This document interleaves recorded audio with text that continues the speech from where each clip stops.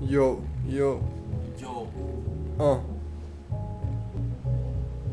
Nepredvidivo je sad, jebi ga, ja ovde bacam jer sam očigledno jedini što zna, zato treba više da se na ovo skoncentrišem.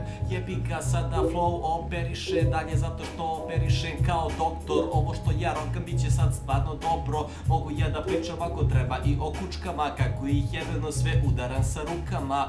Kao došla mi je neka kučka, onda sam uzeo za bulju da je lupam.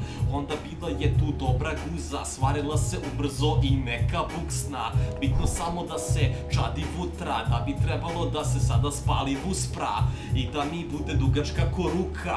Da li treba da kažem da si ružna, kučko, znači ružna si kao užas. Da li treba i dalje ja da te spuštam, da li treba kažem da ti je bulja jebeno ravna kao tastatura. Da li treba više da te lupam, da li treba i dalje nešto ja da skupljam. Da li treba sad za tebe ja da mumlam, da kažem kako sada očajna ti je zurka. Jebi ga, krećem evo sada, proričem ti budućnost ko nekad Kleopatra. Kako mogu ja da pokidam odmah, vidite ovo je show kao vidovita zorka. Znači mogu sada da sjebam u matru, bacam sada heptam u startu, gledam u pasulj. Vidiš kako treba sad da bacam oko složeno, vidiš da će sranje opet biti jako bolesno.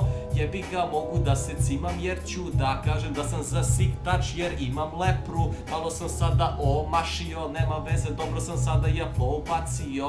Konačno ima neko ko zna da baca, ko je u suštini od ovde bio jaka faca. Što se baca, rimuje sa faca. Nema veze brate, težim kao kaca ili sam ja raspad, nebitno šta bacam. Mogu ladno da sklapam odavde i sada, ili mogu da se vratim do starih dana da bih sada jebeno rekao šta vam valja. Nema veze da li treba sada da se cimam za ovo sranje ili da igram kao balerina. Nema veze brate, ovo je daleko kao Palestina. Da li je ovo bila sranje rima i dalje skill ja imam, zato što sam dobar i plus sam pošten ortak, ali nema veze brate, ne znam o čemu da pričam. Trenutno smišljam, prekoljem freestyle, ne znam da li imam ja previše skilla za ovo sranje, zato se za tehniku cimam.